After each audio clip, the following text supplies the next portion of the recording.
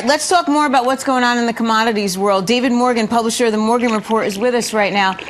David, I'm so glad you're with us because we got gold on a tear, silver, man, on a wicked tear.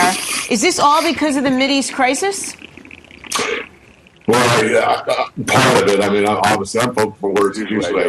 Quite a sell-off and uncertainty in the markets. And this is kind of a replay of what we've seen time and again, which is the flight to safety.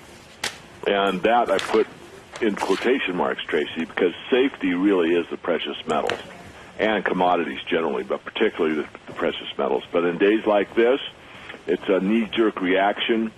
And to be as succinct as possible, everything is driven in the currency markets. I mean, as powerful and as important as gold and silver are, the settlement process is always done in a local currency, U.S. dollars, euros, whatever the denomination is. And so whatever asset class you have has to go into the liquidity of the dollar or the euro or, again, whatever. So because of that, with what's going on, a huge squeeze into the currency of choice in order to make good on payment. So that's the problem. It's temporary in my view, but certainly it's going to stall out a lot of people that were watching the gold market and thinking it could only go higher.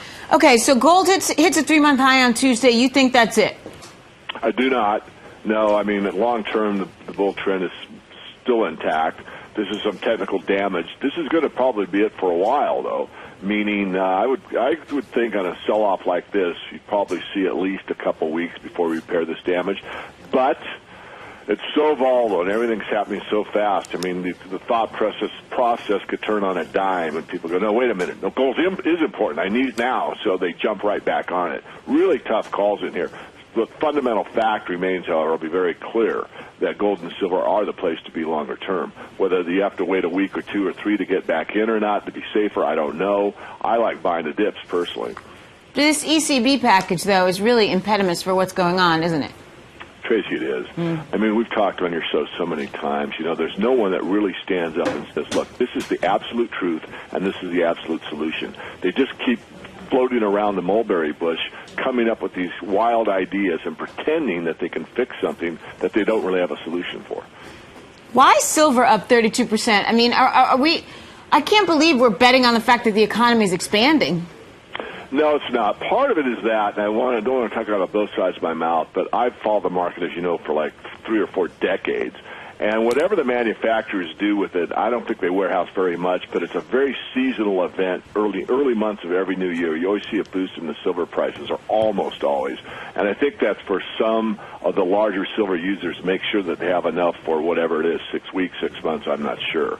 So that, I think, is partly a seasonality. The other part is it's so much more volatile than gold because it's so small.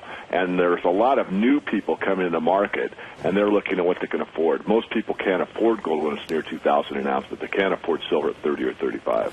I know that you do a lot of consulting work with hedge funds. Are they picking up these metals? They are, and it started at the beginning of the year. They are fairly aggressive on both the metals themselves and the underlying mining equities. Now, it'll take time for that to manifest in the market because they are very smart about how they buy. They don't buy in big tranches because if they do, they'll move the market. So they're coming in and they're nibbling away at the market, but they have a very disciplined approach, and they're still very bullish on the metals as I am.